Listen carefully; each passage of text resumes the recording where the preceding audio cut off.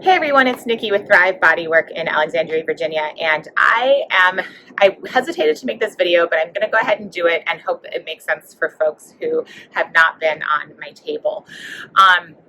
So I found some new language recently that seems to really be resonating with clients, and I'm calling it the 3 states of being a person.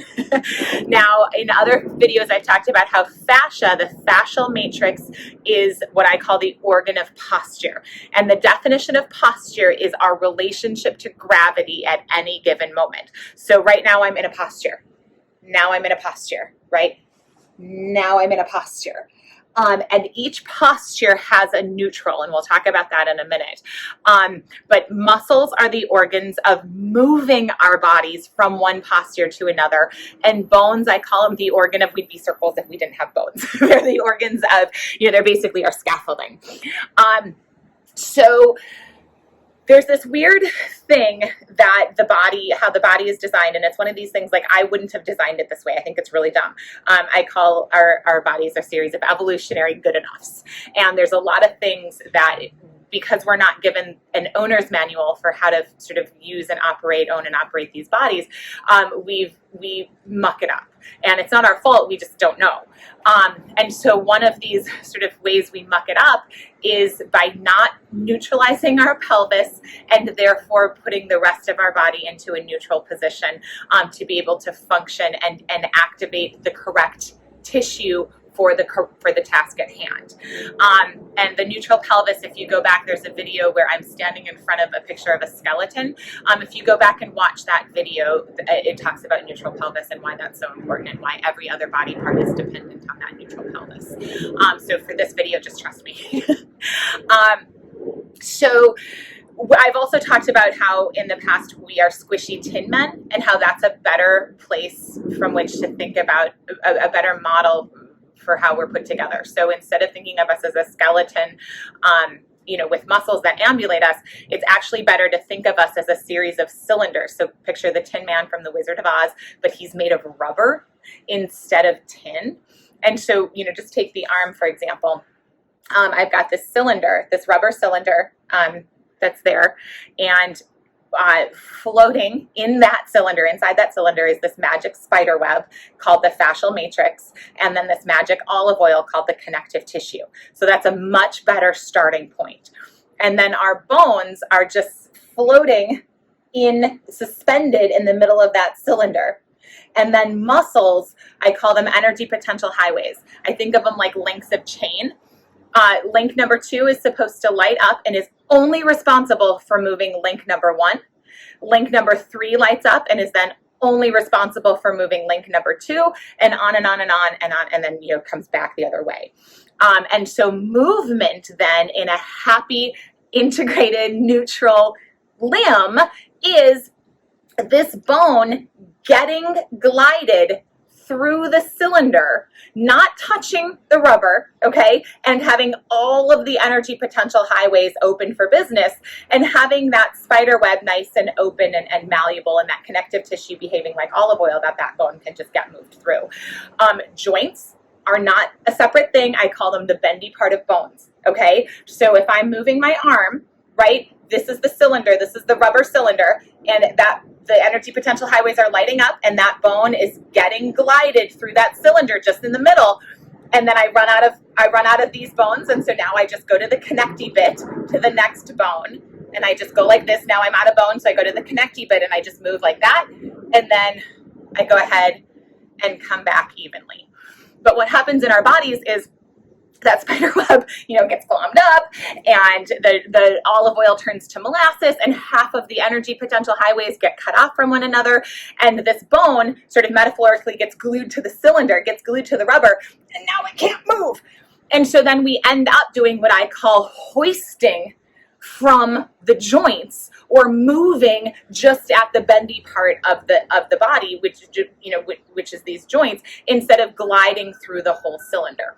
I call it the difference between living in the cylinders, or living in the fascia, and living in the bones, or living in the skeleton. And now here's the whole point of the video. Unfortunately, that was just primer.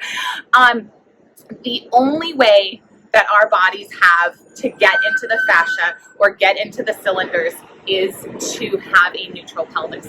Again, I didn't design it this way. I think it's really dumb, but I didn't have a say. And so the entire point, the entire reason for existing for structural integration in the 10 sessions is to make what I'm about to do as easy and effortless and second nature inside our bodies as possible. You don't necessarily need to be integrated. It is a billion times easier to do this, and your body will just do it itself. But even if you aren't integrated, moving this way will help ease a lot of your pain and discomfort, and at least prevent things from getting worse. So here's what we're going to do: is we're going to get onto our backs into what we call constructive rest position. This is Ida Rolf neutral. So we're just going to lay on our back. And what happens, because this is what people do, this isn't anything unique to anybody, is our pelvises tend to go like this. And so I'm going to over exaggerate just so you can see what's happening. But our pelvises tend to go like that, creating an excess curve in the lumbar spine. This is just what humans do, okay? And so right now, okay, so that's A. So we're going to put that aside, okay? Now, if I'm just laying here, just, laying down, I'm sleeping, or, let's pretend I'm, laying like this and just like watching TV. The definition, again, of posture is a relationship to gravity. I'm not really having a relationship to gravity.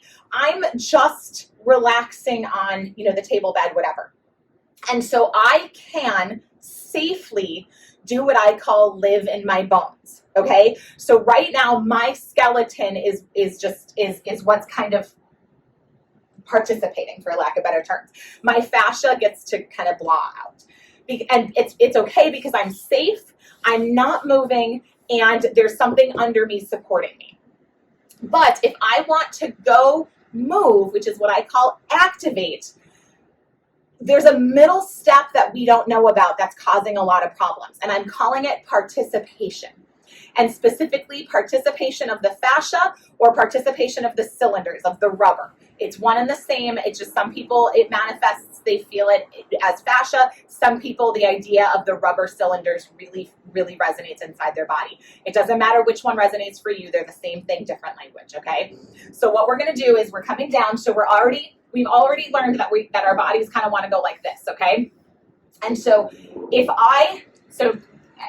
I'm just laying here and I'm just in my bones. If I go to move, I'm going to activate, and if I just activate my bones, all I've done is do that thing where I hoist at the joints. I hoist at the skeleton. And specifically what I'm hoisting at is my spine is pushing my skeleton to ambulate, okay? But if I do this crazy thing called neutralizing my pelvis, and I'm integrated, so I have the capacity to gently push the ground away, ooze the ground away. I call it Newtoning. For every action, there's an equal and opposite reaction. Turns out if I push the ground away gently, and let it, the ground will push me back and move my bones. That's something that may not resonate. It's really every session you have in structural integration, this idea resonates more and more and just comes online in your body. It's super crazy. But what I'm doing is puffing my feet into the table and letting my bones get moved. Now, all that's happening is my sacrum is rocking from being like this to being like this. I think of it like the bottom part of a rocking chair, the rocking part of a rocking chair. Right now, it's leaning forward, and I'm just letting it scoot back into neutral. It's not lifting off the table. It's just a different part of that sacrum, of that curved bone is load bearing. And as I do that, you can feel something shift inside your body. How you're load bearing and what's load bearing changes. And this is difficult for most people. And I always say there's a reason we need 10 sessions. It takes 10 whole sessions to clean this up and get this to where it can just move naturally. It's really crazy. But like I said, you don't necessarily need it. You just have to be slow and deliberate and be careful. And so the idea is that we go from here We puff the ground away and let these bones get moved. It feels like my pubic bone is moving parallel to the table up to my face. It's not up to the ceiling, it's this way, okay? And just kind of let that happen, and it'll feel weird and odd, but you'll also feel how your center of or your weight is distributed differently, and how it'll feel like your legs got turned on, and it may, if you're lucky, feel like your low belly got turned on, and it should feel like much more of your back, not your spine, your back. Your back is this, right? Your spine is just the bones. We have a big back that we all forget about. Should feel like more of your back is on the table. Now, because you're in neutral and your fascia is participating, which is just what happens when you have a neutral pelvis. Again, I didn't do it. I wouldn't have done it this way if they didn't ask me. So if I now, with this neutral pelvis and these cylinders participating, which is what I call, right, no participation, now if I go to activate that third stage of being, now I'm activating the tissues, and those bones, because they've gotten suspended inside my cylinders, those bones can get moved instead of being the movers. We want the bones to be passive, not the active participant. And so literally you can do this yourself. Just get down into this position, put your hands on your low belly so that you can feel that pubic bone getting moved. Again, we're not doing this, okay? We're not lifting our pelvis up off the ground. We're letting it get rocked, okay? It's like this rocking motion. And so we're not, even at the end, we're not lifting anything up off the table. We're just letting this little shift happen. And there's an element of doing. You have to always do this step, which is why I think it's dumb. It's a dumb design. But the more you do this, the more this will be second nature, and it just becomes second nature with the 10. Again, the whole point of the 10 is to make this easy and make the gap between no fascial participation and fascial participation just minuscule. Again, there's always an element of doing, but how hard it is to do that, is the point of the 10, is to get that easier and easier and easier. But just play with, don't do anything, let your pelvis not be in neutral, and go to get up, and then come back down, neutralize your pelvis, feel that activation, that participation of the fascia, then go to get up, and you'll see how it's easier, stronger, and it feels safer. It's less in your back and less in your bones and more in your tissues, which is what you're trying to strengthen. And so you need to do this in every position, every time you go to move. And so, like, I don't care if you're doing arm stuff, you want to neutralize your pelvis, that gets your cylinders to participate. You'll feel it. You'll feel different parts of your body turning on and doing the work. So get participatory and then activate, right? If you're doing bridges, right? Participate, then activate, right? If I'm doing a sit-up, participate, then activate, because you will be activating the tissue and not the bones. And again, this sounds like the ravings of a lunatic until you go to try it. And the whole point of the 10 is to make this just what happens inside your body. So hopefully that makes some semblance of sense. It's always difficult to talk about these concepts, like I said, when I haven't had a chance to have my hands on you. But if you have any questions, shoot me, make a comment, or shoot me a text or whatever.